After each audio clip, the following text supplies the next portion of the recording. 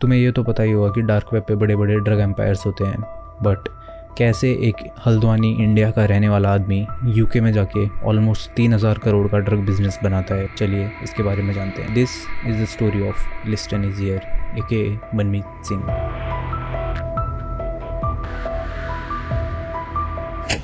साल है 2015, Staten Island, USA.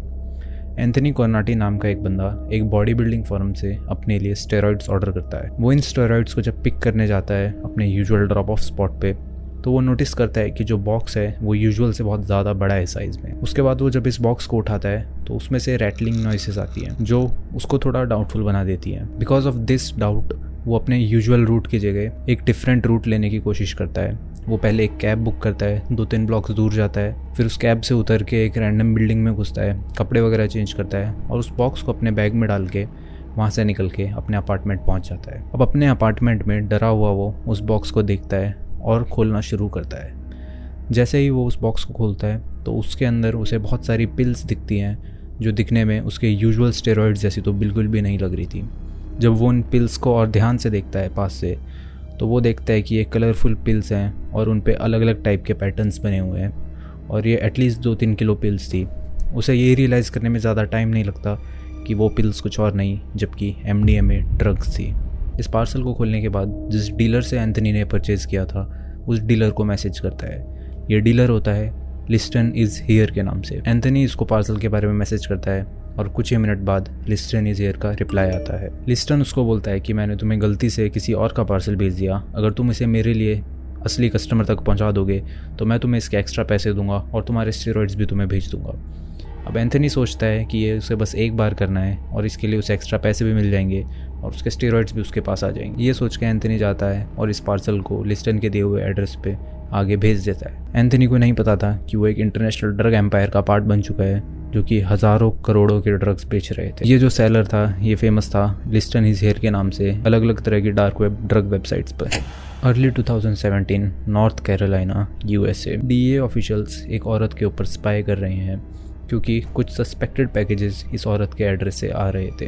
2017 तक लिस्टन इज़ हियर काफ़ी फेमस हो चुका था अल्फाबे, सिल्क रोड 1, सिल्क रोड 2 और इसी टाइप की अलग अलग डार्क वेब मार्केट प्लेसेस पर। अब ये जो औरत थी जिसको DEA वाले स्पाई कर रहे थे ये बहुत ही ज़्यादा स्मार्टली रहती थी, किसी से भी ज़्यादा बातचीत नहीं करती थी और अपने घर पे ही रहती थी। DEA एजेंट्स ने इसका सारा रूटीन वगैरह नोट कर लिया था, कौन इसके घर आता है, कौन जाता है, ये कब घर से बाहर आती, बट उन्हें कोई सॉलिड लीड मिल नहीं रही थी जिससे वो कुछ एक्शन ले पाए। ऐसे ही एक दिन जो DEA एजेंट इस औरत के ऊपर स्पाई कर रहा था वो देखता है कि ये औरत अपने घर से कुछ ज़्यादा ही बड़े गार्बेज बैग्स को लेके बाहर निकली है। क्योंकि वो इसको रोज़ देखता था तो उसे शक हो गया कि आज इतने बड़े बैग्स क्यों हैं। पर वो औरत स्मार्ट थी, वो इस टाइम उन बैग्स को रोड पे रख के आती है जिसके कुछ मिनट बाद गार्बेज ट्रक आने वाला होता है। क्योंकि DEA एजेंट बहुत टाइम से उसको स्पाई कर रहा होता है तो वो भाग के जाता है उन बैग्स को उठाने के लिए। उन बैग्स को उठा के वो एग्जामिन करने के लिए ले आता है। वो पहला बैग खोलता है तो उसमें नॉर्मल कचरा भरा होता है और कुछ भी ऐसा स्पेशल नहीं मिलता। पर जब वो दूसरा बैग खोलता है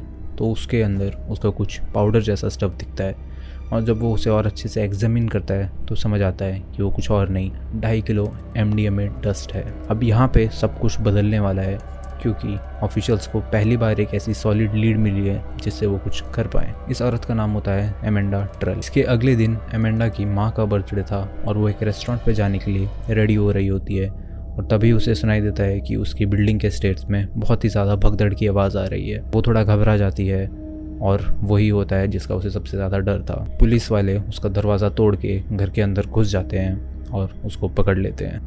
इसके बाद अमेंडा को पकड़ के इंटेरोगेशन के लिए पुलिस स्टेशन ले जाया जाता है और उसकी माँ रेस्टोरेंट पे उसका वेट करते रह जाती है और उसे पता भी नहीं होता कि उसकी बेटी को पकड़ लिया गया है। MDMA डस्ट से एविडेंस तो मिल ही गया था पर अमेंडा के घर पे पुलिस वालों को मिलती है 59 kg MDMA, 14 किलो केटामीन और थोड़ी बहुत अलग अलग टाइप की इलीगल ड्रग्स। अब अमेंडा को काफ़ी अच्छे से इंटेरोगेट किया जाता है और इस इंटेरोगेशन के दौरान वो बताती है कि वो लिस्टन इज़ हियर नहीं है। वो पुलिस वालों को बताती है कि वो बस एक बड़े से ड्रग एम्पायर का छोटा सा पार्ट है जिसका काम था पैकेजेस को रीशिप करना और कस्टमर्स तक पहुंचाना। डार्क वेब पे ड्रग्स बेचना कैसे काम करता है ये मैं तुम्हें थोड़ा सा बता देता हूँ। कभी भी एक डीलर डायरेक्टली अपने कस्टमर को ड्रग्स नहीं बेचता क्योंकि उससे रिस्क बहुत ज़्यादा हो जाता है, तो वो बीच में रीशिपर्स को हायर कर लेते हैं। वो पार्सल्स को रीशिपर के पास भेजेंगे, वो रीशिपर्स उनके ऊपर फिर से एड्रेस लगाएंगे नया कस्टमर का और उनके पास भेज देंगे, या फिर किसी और रीशिपर को भेज देंगे ताकि डीलर और कस्टमर के बीच में डायरेक्ट लिंक ना बने।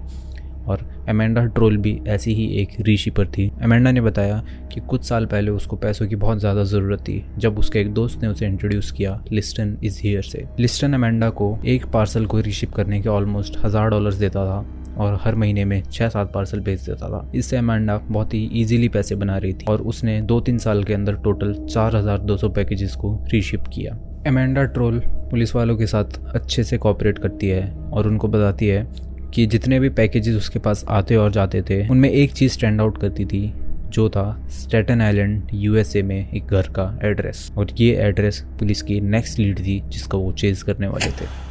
साल है 2017, स्टेटन आइलैंड। कुछ पुलिस वाले एक डिकॉय पैकेज बनाते हैं और जो एड्रेस अमेंडा ने दिया था उस एड्रेस के पास उस पैकेज को ले जाके रख देते हैं और पोस्टल सर्विसेज को बोलते हैं उस एड्रेस पे एक न्यू पैकेज का अलर्ट भेज दो। इसके बाद पुलिस वाले वहाँ पे वेट करते हैं। कुछ टाइम बाद एक आदमी वहाँ आता है और उस पैकेज को उठाता है, वहाँ से इधर उधर देखता है और जाने लगता है। जो भी आसपास पुलिस वाले अंडर कवर थे वो जाते हैं और उसको रंगे हाथ पकड़ लेते हैं। ये आदमी कोई और नहीं, ये है एंथनी कॉर्नाटी। जब इसको इंटेरोगेशन के लिए लेके जाया जाता है तो ये भी पुलिस वालों को सेम ही चीज़ बताता है कि ये लिस्टन इज़ हियर नहीं है। कुछ साल पहले इसने बॉडी बिल्डिंग फॉर्म से स्टेरॉइड्स मंगाए थे, इसके थ्रू इसको लिस्टन इज़ हियर ने कॉन्टैक्ट किया और मैनिपुलेट किया एक रीशिपर बनने के लिए। यहाँ पे एंथनी एक इंटरेस्टिंग डिटेल बताता है। उसने जब पहली बार बॉडी बिल्डिंग फॉर्म से स्टेरॉइड्स खरीदे थे तो उसने लिस्टन इज़ हियर को डार्क वेब के थ्रू कॉन्टैक्ट नहीं किया था। उसने उसको क्लियर वेब पे एक सिंपल से जीमेल एड्रेस listenisihere@gmail.com के थ्रू कॉन्टैक्ट किया था। ये एड्रेस क्योंकि क्लियर वेब पे था तो पुलिस इसको ट्रैक कर सकती थी और इससे और भी ज़्यादा चीज़ें पता लगा सकती थी। लिस्टन की डार्क वेब की जो प्रोफाइल्स थी उस पर उसने अनियन ईमेल डाला हुआ था, बट फाइनली पुलिस वालों को एक नॉर्मल ईमेल मिल गया था जिसको वो लोग पीछे ट्रेस कर सकते थे। और ऐसे 2 लोग पुलिस के पास आ चुके थे जो लिस्टन की ऑपरेशन के पार्ट थे और इन दोनों के पास लिस्टन अभी भी पार्सल्स भेज रहा था, तो पुलिस वाले इन पार्सल्स को भी ट्रैक कर सकते थे। अब इन पार्सल्स में एक कॉमन चीज़ पता चलती है कि ज़्यादातर ये पार्सल इंग्लैंड से आ रहे थे, केवेंट्री नाम की जगह से।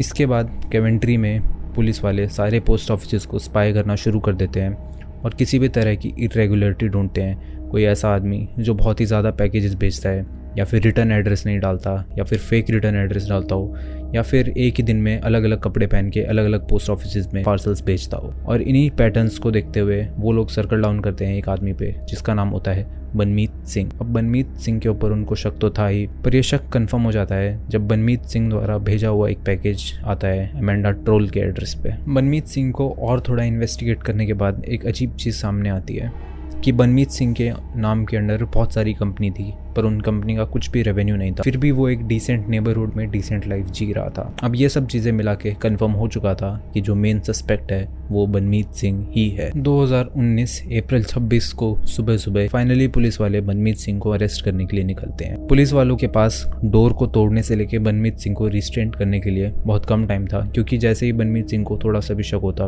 वो जाके अपना PC फॉर्मेट कर देता जिसमें सारा एविडेंस था। पर पुलिस वाले जाते हैं और उसका दरवाज़ा तोड़ के बहुत ही तेज़ अंदर घुसते हैं और उसको पकड़ लेते हैं जिससे पहले कि वो कुछ भी डेटा उड़ा पाता। और फाइनली पुलिस वालों को जितना एविडेंस चाहिए था वो सब मिल जाता है। सबसे इम्पोर्टेंट चीज़ जो मिलती है वो होती है 4000 बिटकॉइंस का एक वॉलेट, जो कि इंडियन रुपीज़ में ऑलमोस्ट 1500 करोड़ हुआ। और इसमें से मेजॉरिटी ऑफ बिटकॉइन लिंक थे उसके listen is here dark web store से।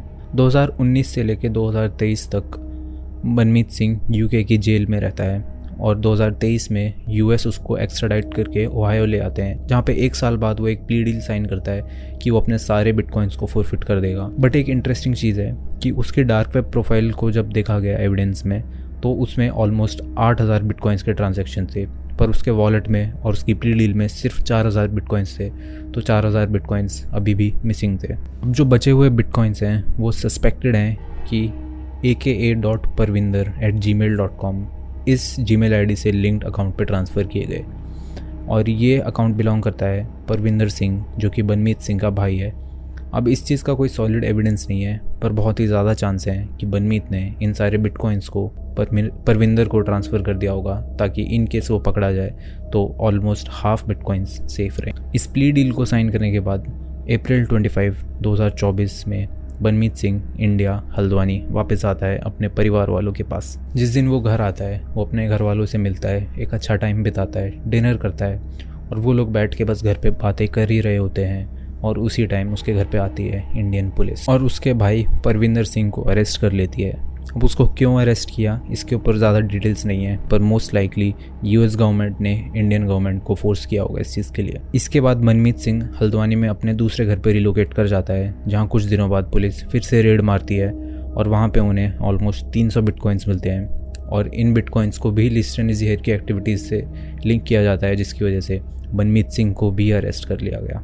आज की डेट में ये दोनों भाई ट्रायल पे हैं और इनका केस अभी चल रहा है और मोस्ट लाइकली ये लोग इंडिया में भी सज़ा फेस करने वाले हैं। That's it, thank you for watching.